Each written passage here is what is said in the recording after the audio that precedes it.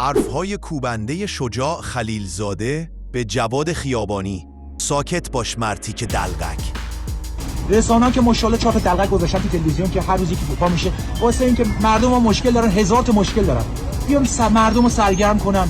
مردم الان تو این شرایط اقتصادی، تو این شرایط مالی، صبح میخوابین دلار 110 تومانه، شب پا میشین 150 تومانه، بعد یه دلقک رو میذارن تو تلویزیون، میاد صحبت کنه افکار عمومی درگیری کنه، بگه نمیدونم یه صحبت از بنزین بکن، مثلا یه صحبت از مردم پول ندارن نون ندارن بخورن، بیا این صحبتو بکن. رفتی تو تلویزیون دلقک بازی در میاری واسه من، دلقک راجع فوتبال صحبت می‌کنی، یه بازی استرالیا نبود که توی چی نباشی تو زندگی، بعد میراجع فوتبالیست حرف میزنی، خودشیرینی می‌کنی که 4 نفر ببیننت.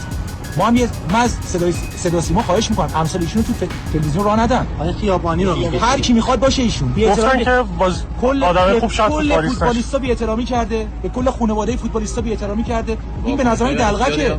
این دلقکی رو ندیم، واسه دلقکی آوردنش، واسه افکار عمومی. بیا راجع به نداشتهای مردم صحبت کن، بیا راجع به اون بنده خدایی که حقوقش ماهی 10. Did you see how they support us this today? Yes. Top. This is Top. crazy. Yes, top. شما بیا راجع به اینا صحبت کن، بعد میای رسانه‌ای ملی ها میگیری راجع به فوتبالیستا، خانواده فوتبالیستا صحبت میکنی. کی به شما اجازه میده اونجا؟ بعد میشینین کنار هم میخندین، هر چی کرده نثر خود خانواده‌اش. من از خانواده‌اش خواهش می‌کنم راه ندن به تلویزیون.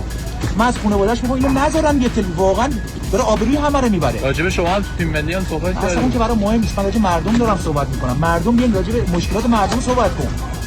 من وضعیت مردم میبینم، به خدا میرم بیرون، به قرآن نمیرم رستوران، اصلا نمیتونم ببینم این سری افرادو، ندارم بخورم. من راجع چی صحبت کنم؟ میان مثل یه بنده خدا تو تلویزیون خودشیرینی کنم؟ نکن. من میام راجع هر چی صحبت کنم میگم این دوباره راجع به صحبت کرد.